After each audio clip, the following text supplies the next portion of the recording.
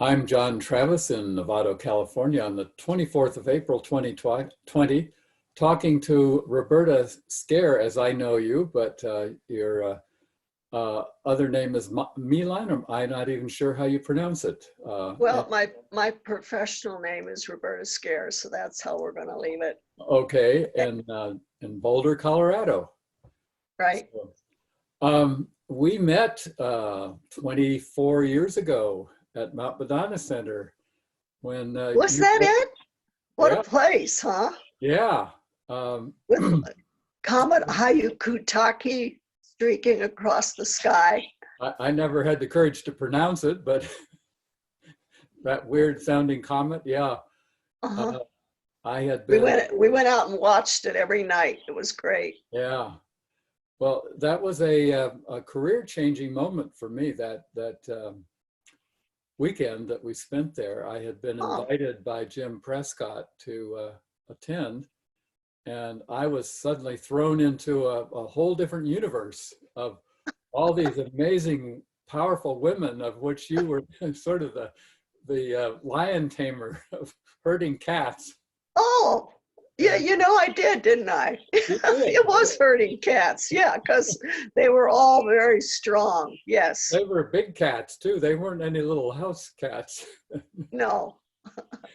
So that's how we met. But I want to go back to your origins and leading up to what um, gave you the skills and the interest to put together this amazing group of people that led to a whole series of events. So beginning with where you were, I didn't put it together. Lamaze International put that together. well, I people seem to think you were the I was a cheerleader. I would call up people and say, "You have got to be there." well, you And definitely and emerged. see, I don't know who called you. I didn't know Jim Prescott, so the word got around. Yeah, yeah. Well, you were definitely a central figure in the culture that I experienced as the newbie on the block. So, but let's go back to your origins of where you were born and siblings Really, and all that. And what shaped you to become this pioneer in infant wellness? I have wondered about that all my life. Why do some of us answer the call, which is what it is, isn't it? You answered the call. Why do some of us recognize we're getting called to service and answer it, and others decide not to? I don't know. I don't know why that happens. But personally, I grew up in a small town in Illinois, in the south part of Illinois, which meant I grew up in the South with a lot of racism. We integrated our schools starting in 1948 with everybody around us still segregated because there were some good people that made that happen. And maybe one experience I had that impressed me that we need a fair world was I lived in Utah as 5, 6, and 7-year-old, and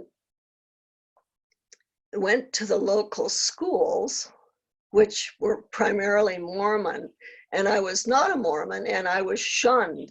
Mm. And I remember coming home and asking my mother why people wouldn't play with me. So I experienced discrimination at a very early age. I didn't know what it was. But when we moved back to the Midwest, where everybody liked me, and why would they? I don't know. Um, it was maybe 10 years ago I decided that experience impressed on me that I needed to help make the world be a fair place. And I chose childbirth and breastfeeding. So Foundational. So that was foundational for me. Yeah. I tell people I am too, I get too mad about discrimination. It's, something I deal with. I don't like discrimination of any kind. So I tend to react, and I think, you don't really have to react that much. So Well, the motivated homophobia, way a lot of racial, gender, whatever it is, I don't believe in discrimination. So that's one of my principles. Now, what were your parents up to, and what took them to Utah in your? My dad was a steel man, and they were the first two in their family to graduate, each of them from high school. I was the first to graduate from college. So I grew up with people we never thought of ourselves as poor, but we didn't have a lot. And my parents were not, though we lived in a place of racial discrimination, I never heard that kind of language from them. So I didn't understand. Moving back from Utah, I was 7 or 8, and there was a drinking fountain in the town, two drinking fountains. One said white and one said colored, and I never could understand that. Why would we have two drinking fountains? So nobody ever explained that to me. So, and then it disappeared. Then we only had one drinking fountain. So for everybody. So, it's things like that are very strange to experience. And what is it in the South Pacific, the movie? You have to be carefully taught to discriminate. You do learn it at home. And I did not learn that at home. That's not who we were. I had a Jewish uncle, and our local park had a sign that said "No Jews allowed." Now, that was another. Was like, why would they not want my uncle to come when he is such a terrific person? So we're still dealing with those kinds of things. Yeah. And siblings, were you? I was the middle one, and I thought it was the best place to be. People say the middle is not the best place to be. Of three sisters, I was in the middle. I thought it was great because my sister had to break the ground, and I didn't want to be a baby. So I thought I had the best place. As soon as my elder sister, fought for, whatever it was, 6 months, she was 3 years older, and 6 months later, I got to do whatever it was. So I thought she broke the ground for me. A majority of the people I've interviewed are middle children. This is Really? be a pattern. I'm intrigued. So you came back to Illinois, I assume, or a different town, same town? Yeah, my dad, he helped build a steel mill there for the war effort. So he was drafted, and his boss flew to Washington. Now, flying to Washington in 1942 was a big deal, but he went there because he said, you need this man to build you a steel mill, not to shoot a gun. So they decided to let my dad head up building a steel mill. So that's what he did for the war effort.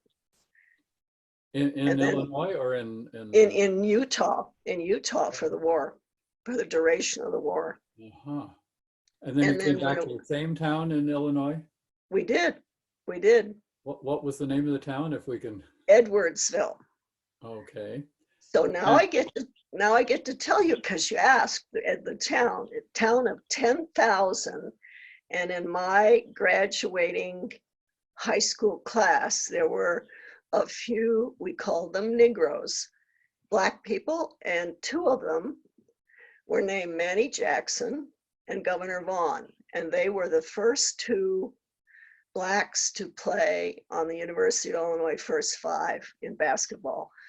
And Manny Jackson went on to own the Harlem Globetrotters. Wow. So, A high school classmate. yes, and good friends. So, Uh-huh. kind of a unique experience. So what was school like for you? And were you Easy. uh-huh. It was it was a shock to go to college and get a D, because then I had to go to the instructor and say, I don't understand. I've never gotten a D in my life. Well, it's because I hadn't learned to read, write, and think, right?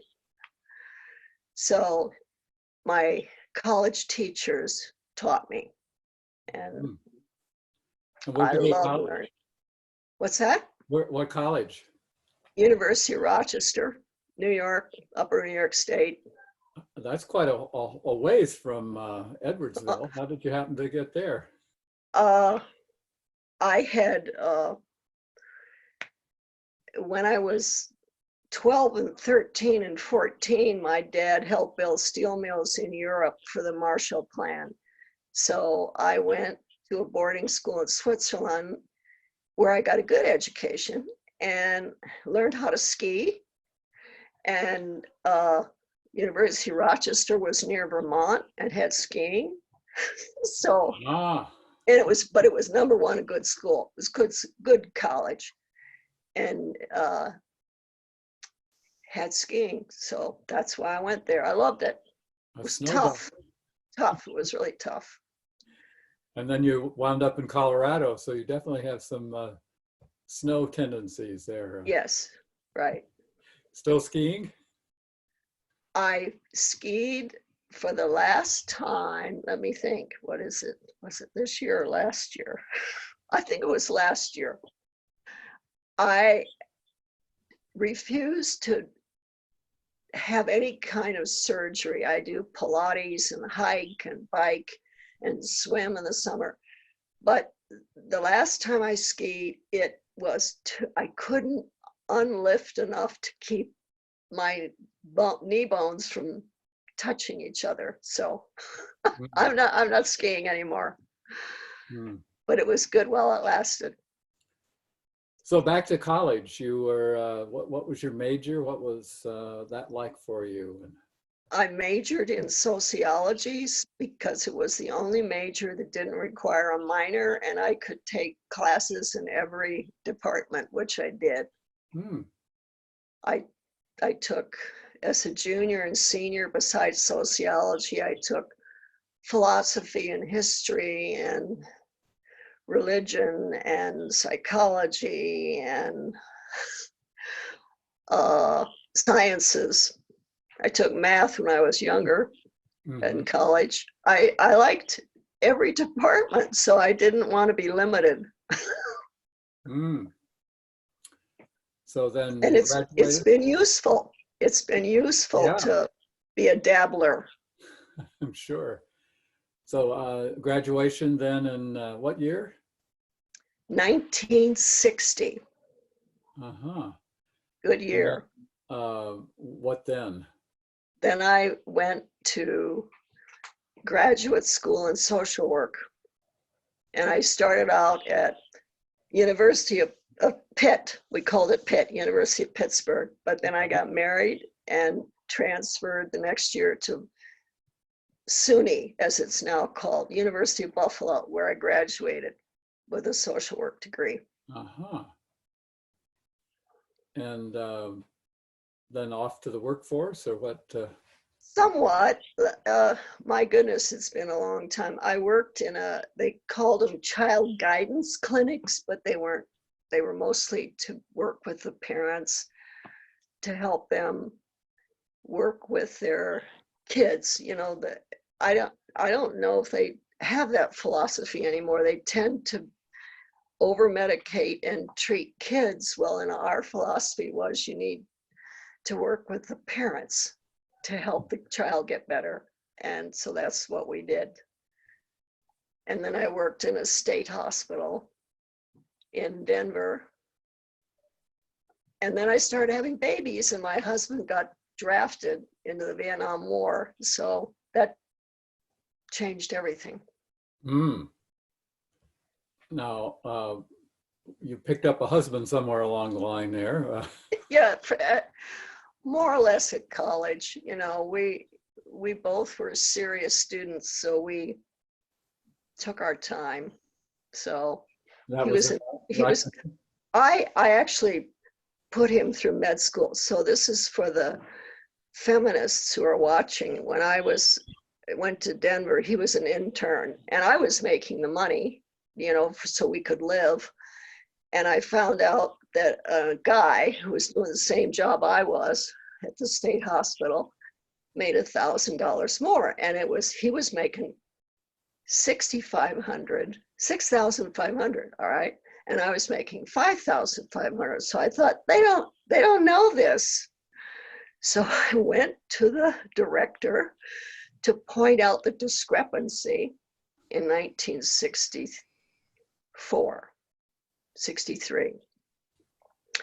And I said, did you know that you're not paying me what you should? And he said, oh no, we didn't make a mistake. He's supporting his wife. I said, well, I'm supporting my husband. And he said, well, that's the way it is. So you were working to support him while he was an Yeah. intern. And Yes. And I got pregnant. We wanted to start a family. And at the same time, he got a greetings from the US government to pull him into the Vietnam War. So he was stationed at Fort Carson, south of Denver. And this is how I got started in the business you and I are in, which is making the world a better place through birth and breastfeeding. Are you still in that business? yeah, Okay. So I went to a prenatal thing that the Army had, and this nurse was talking about pregnancy, and she wrote on the board, if any of you are interested in breastfeeding, you should contact La Leche League. And she wrote down the address in Chicago.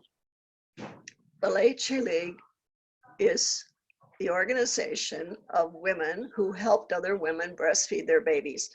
I thought, well, that's interesting. So I wrote, and they hooked me up with a pen pal who helped me with my baby. And also, after my baby was born, a group started in Colorado Springs of La Leche League, and I went to the meeting and got hooked on normal mothering and breastfeeding. And then birthing were, you know, the third meeting of La Leche League in those days was, they didn't call it this, but it was how to have a normal birth, and got into the birth field. So that's where I started. interesting. And this was your first child. My first child, yes. And how was that for you? The hospital birth, I assume, and Oh, it was horrible. Now, I'm going to preface that by telling you that after the baby was born, I presented the OB with a box of chocolates, thanking him. I awakened about a year and a half later when I went to the La Leche League meetings and heard how birth could be. I was given, is it scopolamine? Is that what makes you forget everything? yep, that's the one. Yep. And a caudal anesthesia and a mid-forceps delivery. And I thought that was normal. It was in those days. Yeah. It was very abnormal. So then my husband got a residency in Denver, and we got pregnant with our second, and somebody at La Leche League said, oh, you should go to Dr. Bradley. this is Dr. Bradley of the natural Oh, childbirth movement. So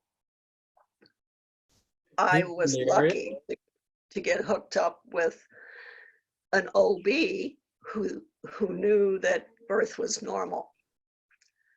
And Bradley was in the area? Yes, that was where he practiced. Oh, I didn't know that. Yeah. So my next baby was a beautiful natural childbirth, and in the hospital, we barely made it. The Bradley's partner was Bartlett, and I went so fast that my husband was not allowed. So the second birth was totally normal, quick, easy, and taught me that this is the way that women's bodies can give birth most of the time when they are respected and the OB sits on his hands, more or less, and waits for things to happen. In this case, they didn't have to wait. It went pretty quick. Fascinating. So, and you breastfed, of course, and Oh, absolutely. And that part was easy. What we found in La Leche League was that if the woman had gotten in, we had a series of 4 meetings for women monthly. If they could get them in before the babies were born, if they could get 2 meetings in, it built their confidence and their knowledge so that the breastfeeding usually went very well. If they didn't, the then interventions that took place, taking the baby away from the mother, giving the baby water and sometimes formula in the nursery, didn't help the mom's confidence about helping. Now we could always get the mom back on track, but it helped us understand that it was really important that the woman have information and confidence before she gave birth. And we always at the meetings had a mom nursing a baby because you were expected to bring your nursing babies to the meetings. So it was, they got to see behavior modeled for them too. That's yeah, probably most important yeah. because we are animals, right? Amen. And we observe behavior, and that's how we do it. Hmm. So now, did this end your working career with the 2 kids?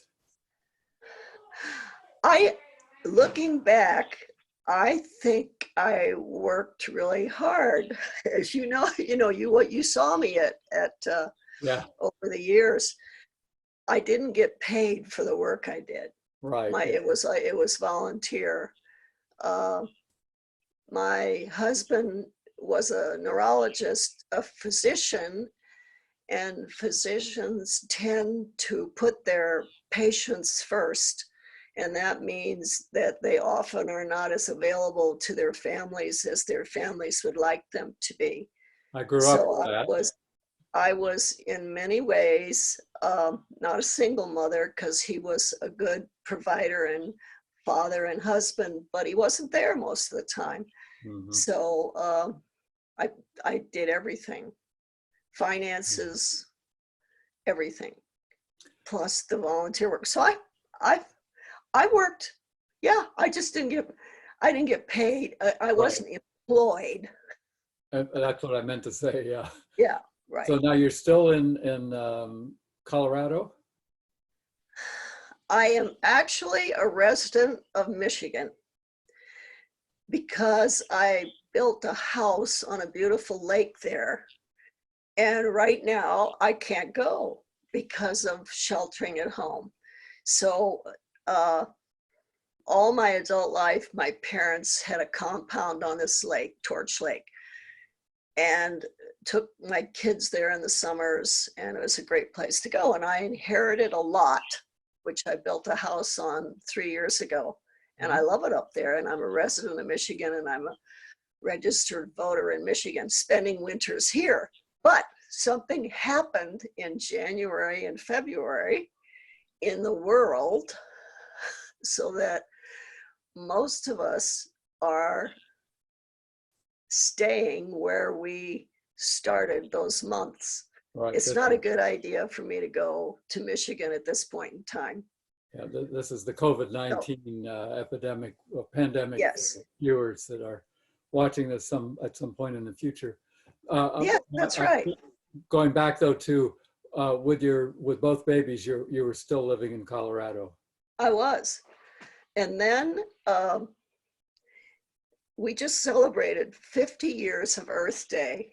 And I remember the first couple of Earth Days because University of Colorado, which is in Boulder, was very active with Earth Day. And let's see, it would be the 1971, that would be the second Earth Day. I went to a meeting on campus because I wanted to. I believed in Earth Day. And these wonderful students were so passionate. They came up to me and they said, "Do you have children?" I said, "Yes, I have two." They said, "Perfect. Now you need to promise us that you will have no more children." And I, as nicely as I could, I said, "You feel strongly about this?" "Yes, we do." "Now you need to promise us." And I said, "I don't know how I can give you that promise." So they were upset with me because I never saw them again. But within a few months, I got pregnant with my third out of choice. And we had him in the spring of 1972, another beautiful natural birth in a hospital. 5 years later, we were done. Everything had been given away, and this little soul was dancing around up above us and said, "I want that family." And she came down and I got pregnant at age 38, unexpectedly. And then when I was 7 months along pregnant, this powerful woman who's now 42 and is still powerful came into my consciousness and said, "You should have a home birth." I was like, "You've got to be kidding me. You have got to be kidding me. Your daddy is a neurologist who depends on referrals from other physicians for his very livelihood." And at that point in Boulder, Colorado, there were bumper stickers that said home birth is child abuse. That's how strongly people reacted to home birth. But I was with all the people you know at these different meetings, and my husband and I talked it over, and in over 2, 3, 4 nights, and he finally said, "You know what, let's go for it." So we risked his livelihood because it was the right thing for us to do, and it made no difference. He did not lose. He was a respected neurologist. He lost no referrals as far as we knew, even though we got bad-mouthed for our behavior of having this home birth. Didn't we know better? So we had a beautiful home birth for the fourth one. Uh-huh. So now you've gotten to Boulder from where you were down south at some point. Well, no, all this time was in Boulder. Oh, okay. Because I thought All this time was in Boulder. he was stationed somewhere south of Denver. We were stationed in Fort Carson. He went back and finished his residency in Denver. Oh, I see. And then there was a wonderful neurologist in Boulder who contacted him and said, "I don't want a partner, but we need another neurologist in Boulder." So Bob opened a practice when he finished his residency. So we were there all that time. Uh-huh. Now, Boulder's a fascinating place. I've visited many times, including at your house when we had that meeting. Yeah, yeah. So now as your kids are growing up, what was the age range between the oldest and the youngest? Well, 12 years. Uh-huh. So you had a full-time I job had, for quite a while. I had, at some point, I had 4 different schools, which was interesting. And then, I had finally had 2 people, the 2 oldest, in high school at the same time. That was great. And my eldest daughter decided she wanted to go to the other high school. There were 2 in Boulder. Oh, So when she was a senior, I had a sophomore at Boulder High and a senior at Fairview. And I said to my children, I'm going to the home game of the one who's having the sports. You know, if it was basketball, it was Fairview's home game. I rooted for Fairview. So it worked out fine. But it was somewhat confusing at not only different schools, but 2 different high schools in our house. wow. And you still had time to do volunteer work with all of the, Yeah, I did. with little I don't, along the way? honestly, I don't know how I did it. I remember I need a lot of sleep. I would fall into bed at 11 o'clock at night and I slept till 8. My kids were responsible for getting themselves off to school. So, Hmm. and I said at one point I went for a haircut and I said to the guy, oh, I forgot to have lunch. And he said, how could you forget to have lunch? Well, when you're doing a whole bunch of stuff, you forget to eat. So So you were with La Leche and who else? the Leche League and Lamaze. And then Diana Cordy and I were writing a book, so called A That's Good right. Birth, Yeah, A your Safe book. Birth. What year So was the book? I've forgotten. it was first published in 1984, Mm-hmm. and the 3rd edition came out in 1990. So I was a little busy. That's an understatement. So you shifted more towards birth than or equally, or Yeah. In terms of time, probably, though when I was on the board of Lamaze International, I loved the board member. I was on the board for 8 years and it was a wonderful board, and they were responsive and I helped them become more responsive to the breastfeeding aspects of their clients. Mhm. For example, one of the formula companies was having the Lamaze instructors hand out coupons for formula. Well, that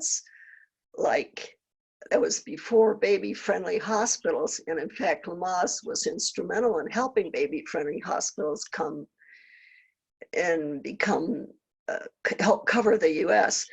The Lamaze instructors were handing out these coupons. Well, I educated them and they were wonderfully responsive to information that was the worst possible thing you could do, to give out formula coupons to a woman who wanted to breastfeed. Yeah.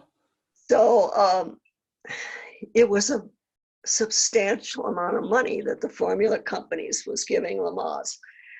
So that was another moment of learning for me. I had to vote to allow the formula companies to give coupons to Lamaze International for 1 more year while they remanage their finances so they wouldn't need that money. That was one of the hardest things I ever did. And But then a year later, they stopped that process. now, So was this a national level or statewide, or what was the national, yeah, it was all Lamaze. Uh-huh. So after that year, they no longer allowed their instructors to give to have the coupons and give them out. And you were single-handedly No, brought that about? you know, it wasn't single-handed. I was an educator for them, and they were responsive. And we really were a board of, I think, 9. We not completely by consensus the way Kim's did, but we really respectfully argued with each other and educated each other and made decisions that were in the best interest of women together. Great. So that So, was one of your early successes in integrating. yeah, yeah, it was a very responsive board. We had a couple of PhD midwives and a professor, and several people had had home births, and the midwives were amazing. They would talk about bringing us along. I was sat between the two of them at one point. I don't remember the issue, but one midwife was on my left and one on the right. And all of us, the 9 members, were together. It was a very important decision. And they so skillfully brought us home. I was sitting there thinking, wow, this is a wonderful way to get people to understand issues and change their minds. So I still don't know how they did it, Jack, but I just experienced it. Wow. So now writing a book is also like having a child. So you had a Absolutely. Yeah. 5th child. How did the book come about? Diana and I had decided, this was right around the time Amanda was born. Let me get it straight. Yeah, 76, 77. Before she was born, we decided that the local hospital, it was very parochial at first. We decided the local hospital was not responsive to women. So we went to we sat down. We had a CU professor, a friend of ours, who helped us write a proposal.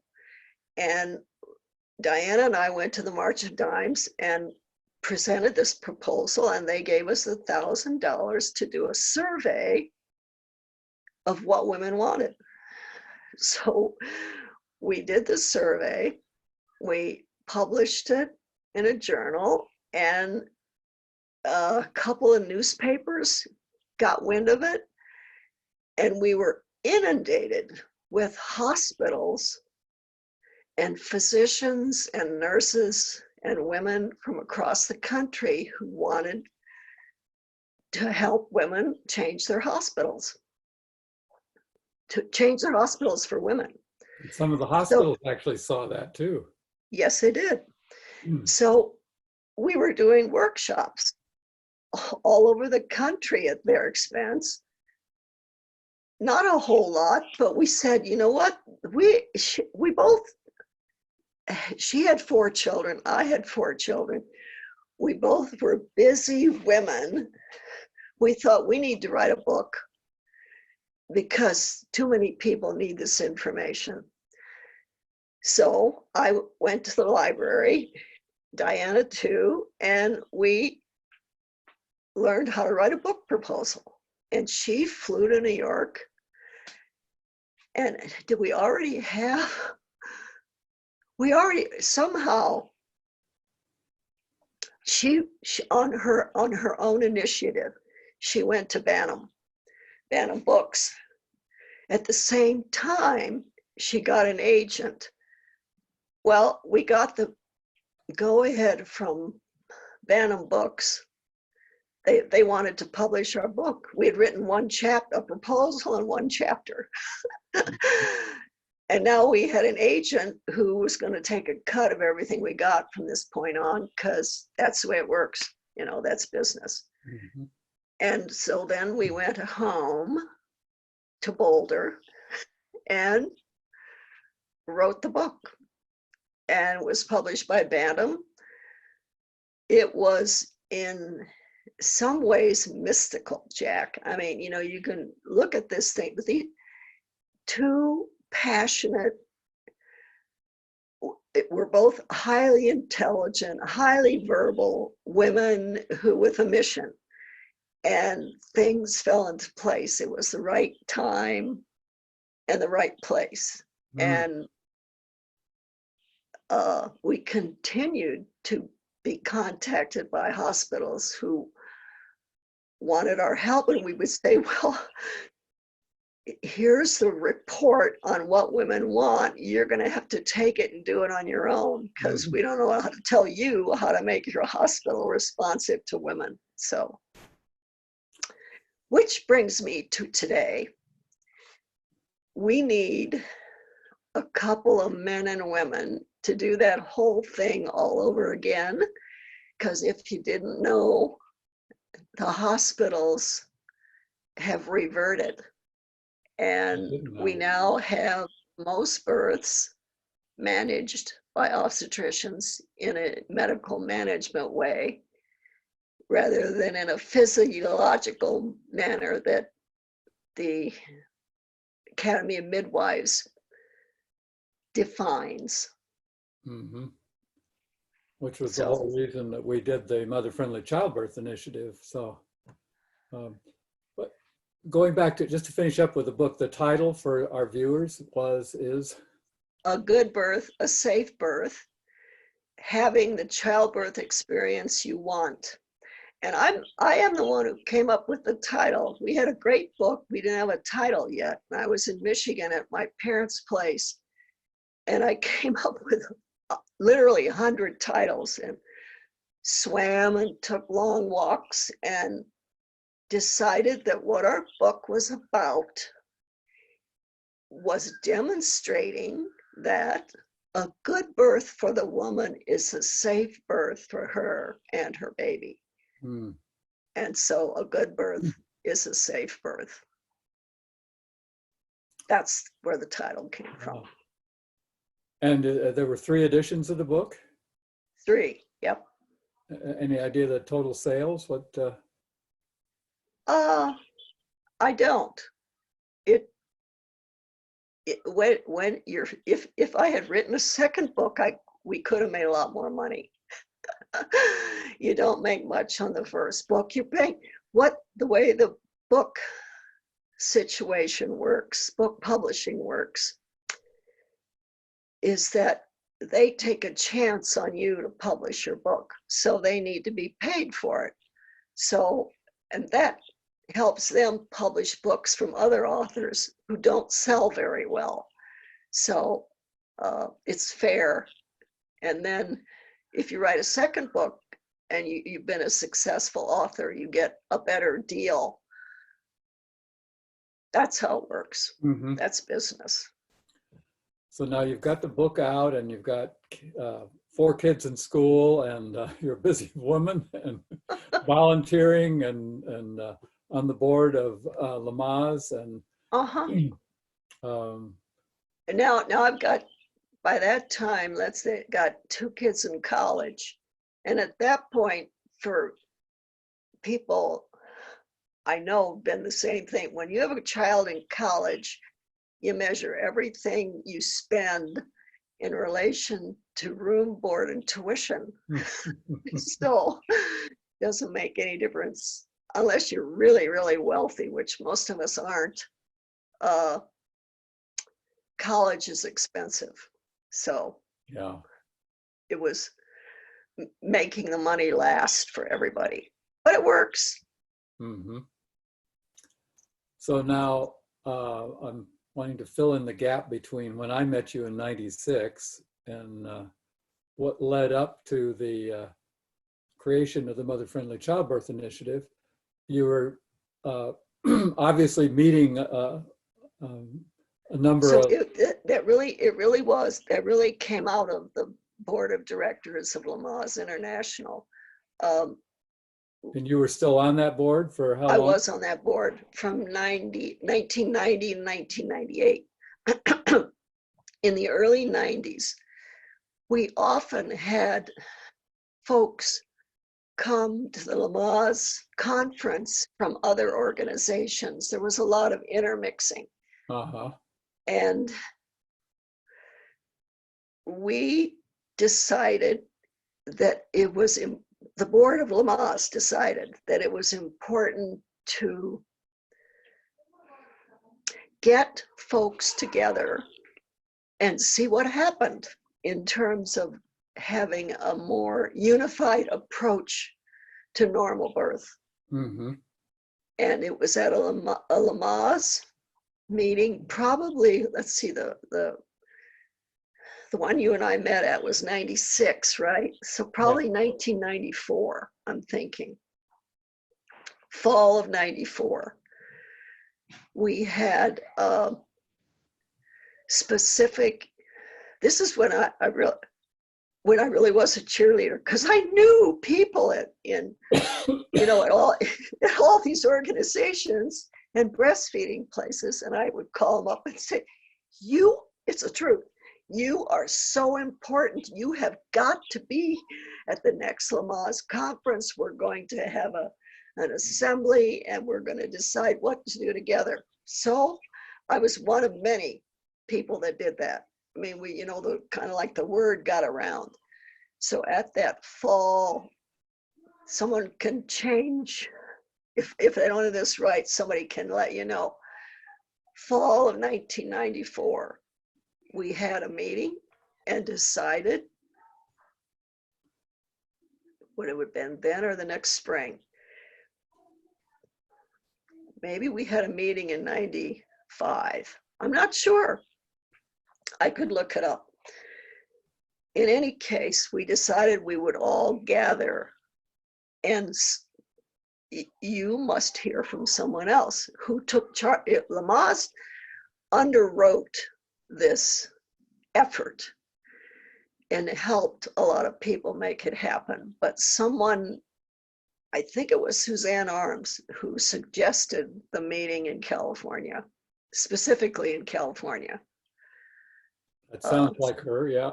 Yeah, to have it at Mount Madonna, which was perfect for it, right? Because it gave us a retreat place to be for the meeting that became the Kim's organization, which continued to be underwritten by Lamaze for several years. Now, I had heard there were two prior meetings, and that was the third when everything was. So maybe I'm right. So it was 94 was the first one at Lamaze, and then the second one at Lamaze the next year. And then the decision was to have a separate meeting, which ended up to be at Mount Madonna. Yeah. So you were basically corralling these cats and getting them primed for the process. But I was one of several. I mean, truly, and it was the staff of Lamaze that moved mountains.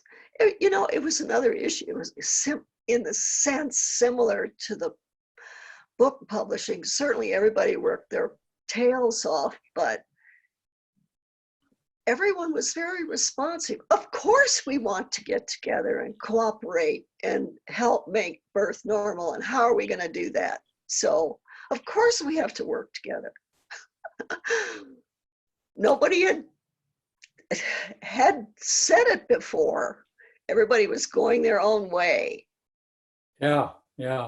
Well, when Jim got me invited to the meeting, and we were just planning to move to Virginia, but I wound up rooming with him and Suzanne Arms, who I met there, and I'm not sure if I'd heard of her or not, but we hit it off immediately, and later the two of us in a hot tub had cooked up the idea of, well, this is great to bring all these birth people together, but what about bringing a larger group of pre and perinatal, and later, the primal period, which led 3 years later to us starting the Alliance for Transforming the Lives of Children, that you Right. graciously hosted one of our meetings at your house back there.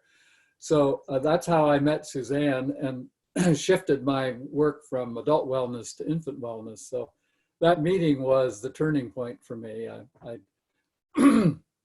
Learning of Jim's work at the APA meeting in '95, it was like, that was the science behind Gene Liedloff's continuum concept.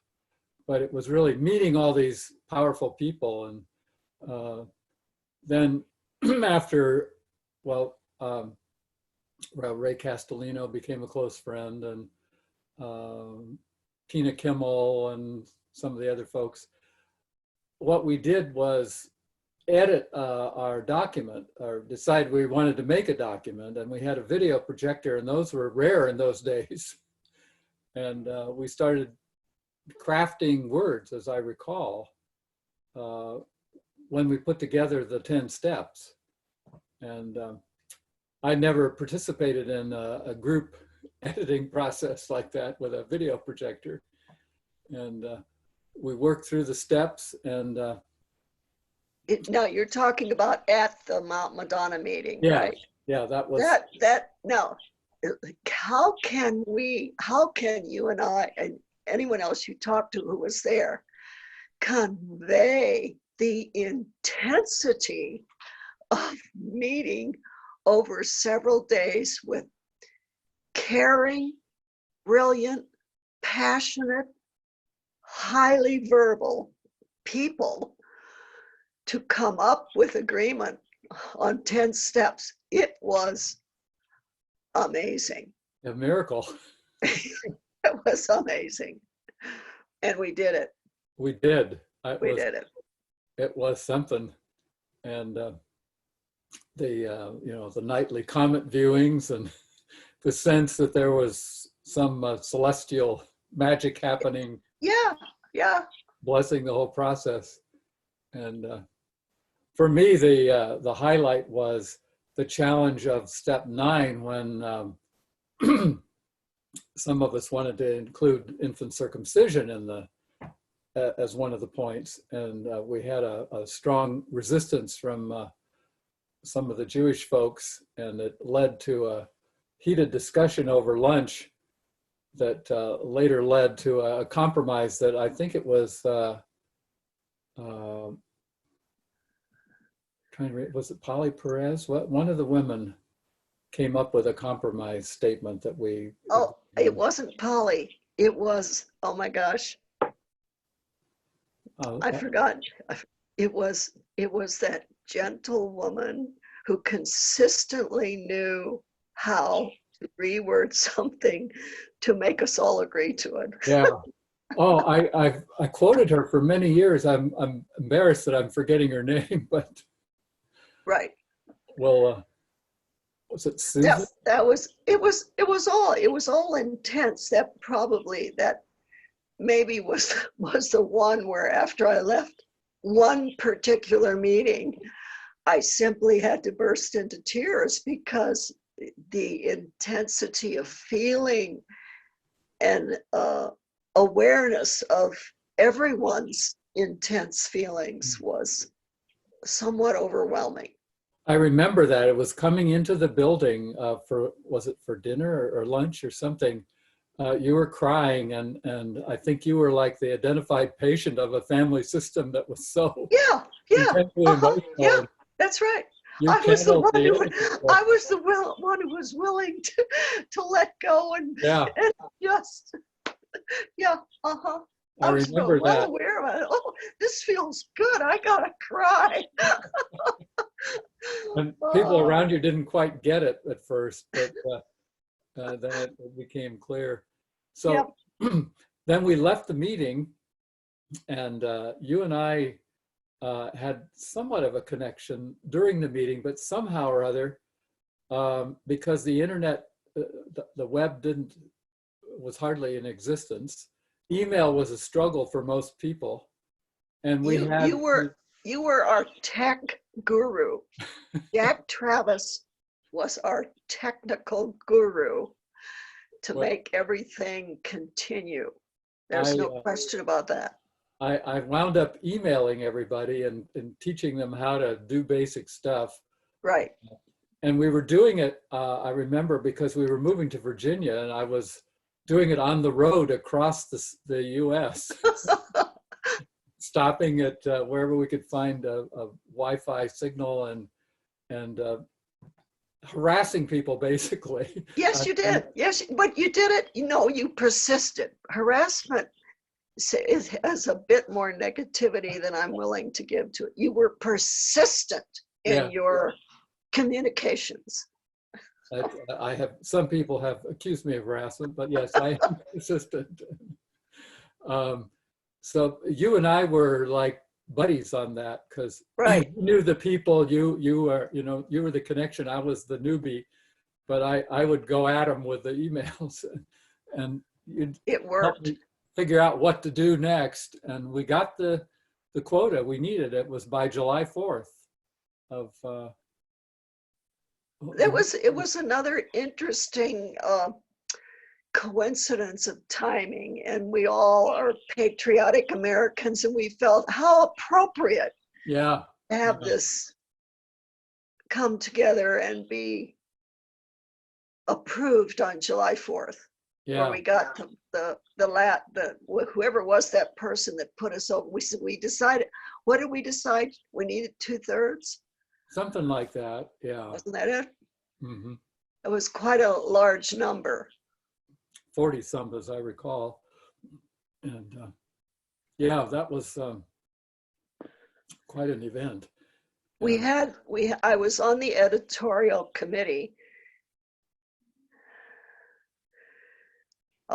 Robbie Davis Floyd was the one who beautifully took the enormously important document that was by no means finished when we left Mount Madonna. And Robbie was like Jack Travis she was the Jack Travis of the editorial committee. She wouldn't let us quit working. We'd say, Robbie, we have got to go to bed. Nope, we're not going to bed. We'd all by phone and email. We have got to get this one rewritten. So we would argue about who said what and what the real meaning of this word was over that month that the editorial committee put the document together that we then sent out for approval. So apparently we captured what everyone had agreed on. Mhm. Well, that was quite an experience. And I continued to work on it when I got to Virginia. I remember I got the domain of motherfriendly.org and threw together a very crude website because I thought we needed one. Uh-huh. It was pretty crude, and then I think somebody else stepped in and upgraded it, and it went through a couple more iterations. But then because I was doing stuff with PageMaker, I tried to put the document together in a reproducible format of. I think we had it on a 11 by 12, 11 by 18 tabloid piece of paper so we could reproduce it. Right. And then they worked on a 7th grade reading level version of it that I wasn't that involved with, but you probably were. That happened. I don't remember how I found this woman. And I don't remember who paid her. Maybe I did. She didn't charge that much to keep saying to me, Roberta, this is college level words, Right. graduate level words. We have got to have a form of it that the average American can read and understand. Mm-hmm. So, yeah, so you were instrumental in getting that produced. And then around that time was Suzanne and I were cooking up our alliance, and I've focused more on, we did a similar document, but we did it mainly by phone and email. It took us a year to do our blueprint, we called it, but we modeled Uh-huh. it after the Mother Friendly Yeah, Childbirth Initiative. yeah. Just for the record, we created, we decided to name ourselves the Coalition for Improving Maternity Services, which there was a, is it Sims or is it Kim's? And there was, Yes. it wound Right. up being Kim's, and I'm not sure what there was some reasoning for that. Was it your?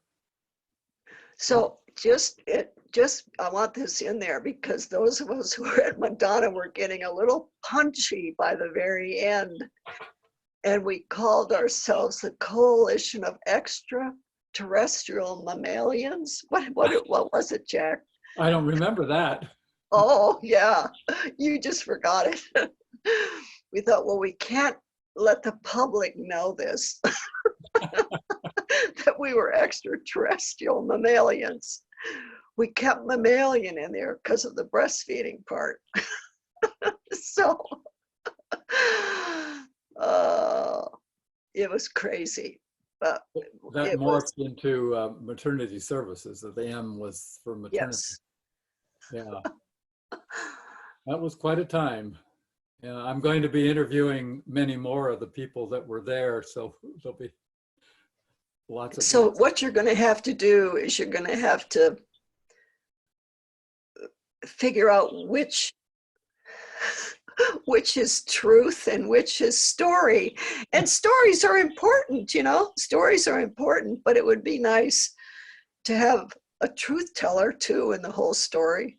Well, there may be a lot of different truths giving Yeah, right. each person's Right. experience. So, yeah, so far I've interviewed you and Suzanne and Ray and Tina are the people that I know that were there, but I've got a long list of the rest. Yeah, Oh, yeah. with Ray Davies, she wasn't at that one. She came later. He wasn't there. You know, you got to be sure, okay, who's the you've got to interview some of the nurses, the Nursing Association, and the home birth people Mm-hmm. from Tennessee. Barbara Hotelling's another one I've interviewed, so she was there. Okay, good, Um, good. But I'll run the list by you and see if I'm missing anyone. But Okay. basically go with the names that were on the endorsers and the. Yeah, then you got it. That's the list, right? That's the list. So since then, in the last 20 some years, what have you been up to in this arena or in general? It's easier to look back. I would never have anticipated what is happening. I got divorced in 2001. That was unexpected. You know, life happens, right?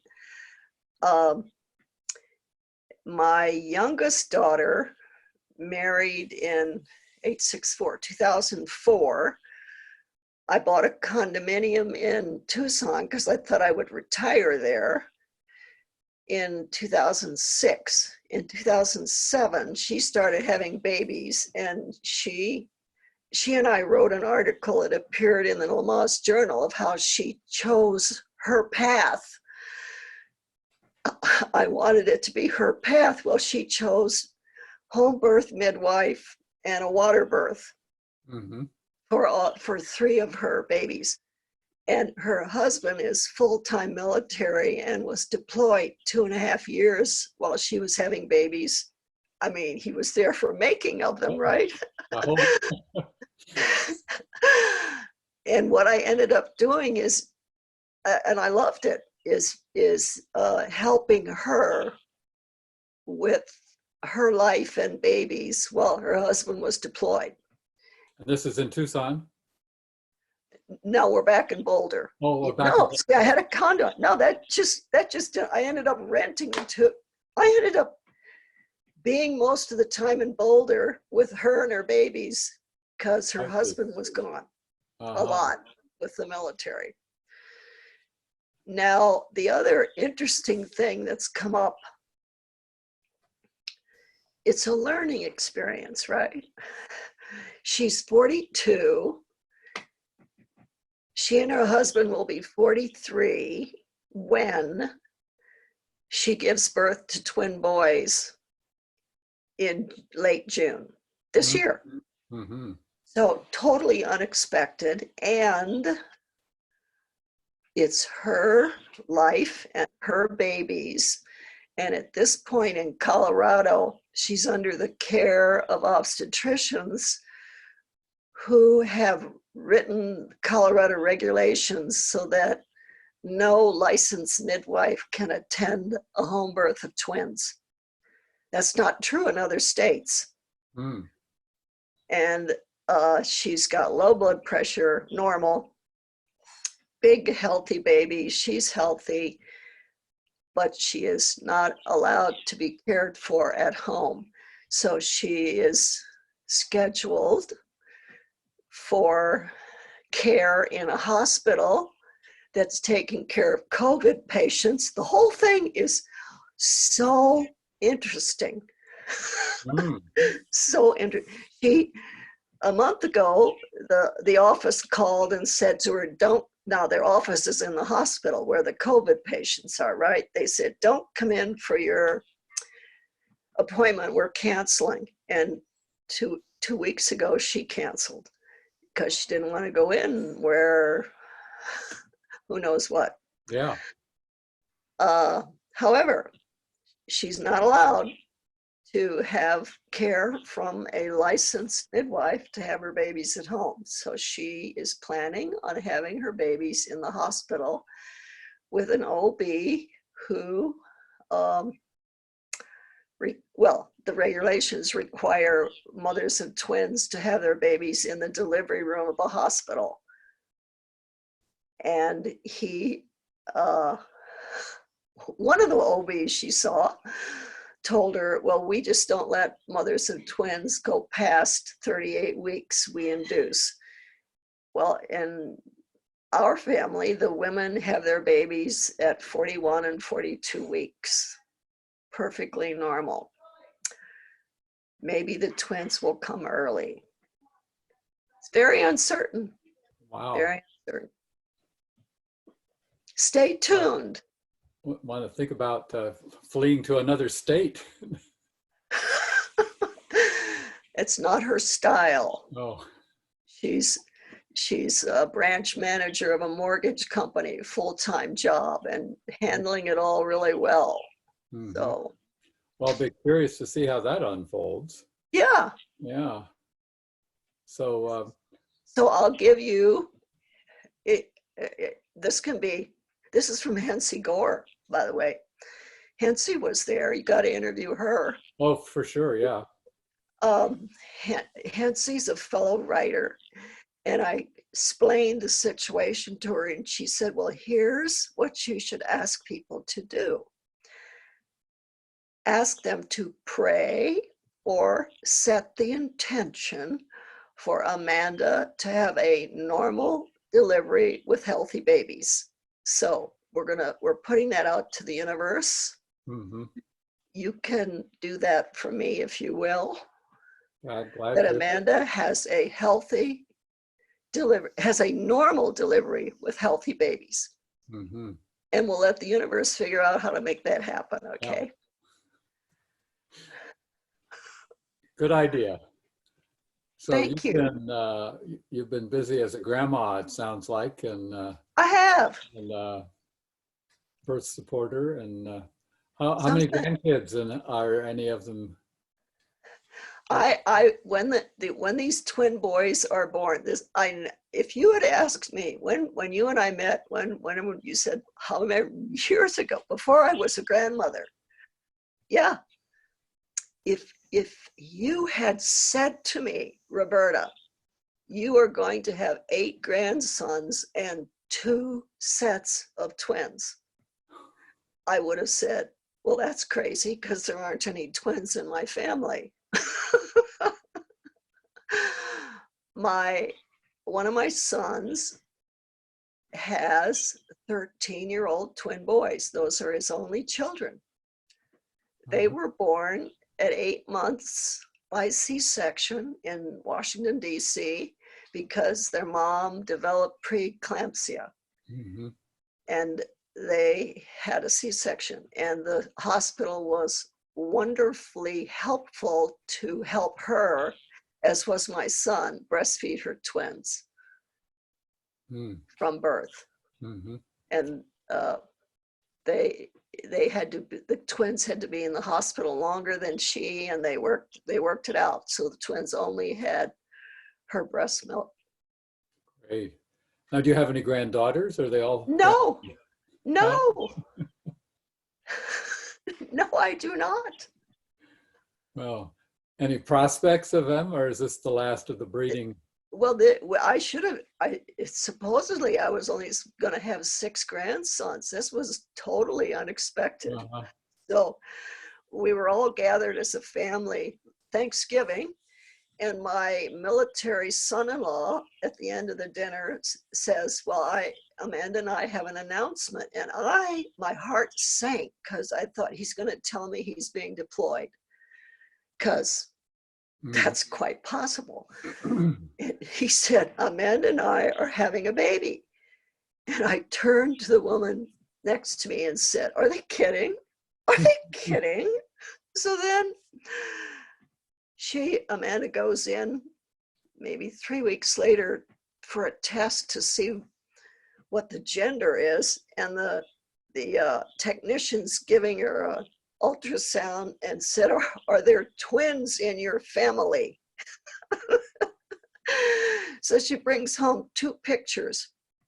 One says twin A, and one says baby A, and one says baby B. Without telling her husband I was in the room and she was filming it, she hands him the 2 pictures. And he says, oh, this is going to tell me the gender. And he looked and he said, it's not telling me the gender. It says baby A and baby B. I don't know what that means. And she said, read it again. So that's how we found out they were twins. So Fascinating. isn't life interesting? Jack. You mentioned early on that the need for a rerun of your book, that things are going backwards from what we did with the Mother Friendly Childbirth Initiative. I'm sad to hear that, because I'm not on the front lines enough to know I just know that home birth has taken a hit, and although it's actually increased in Australia with the quarantines, apparently I have a friend who's a doula trainer there, and but same thing in the continental United States, as far as I know. Not enough.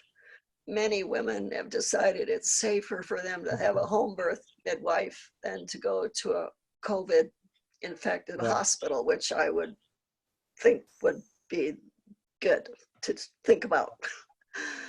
So what do you think? What can we do? What's your? We've already done it, Jack. You and I have already done it. We have mentored people to take this work on, and it will.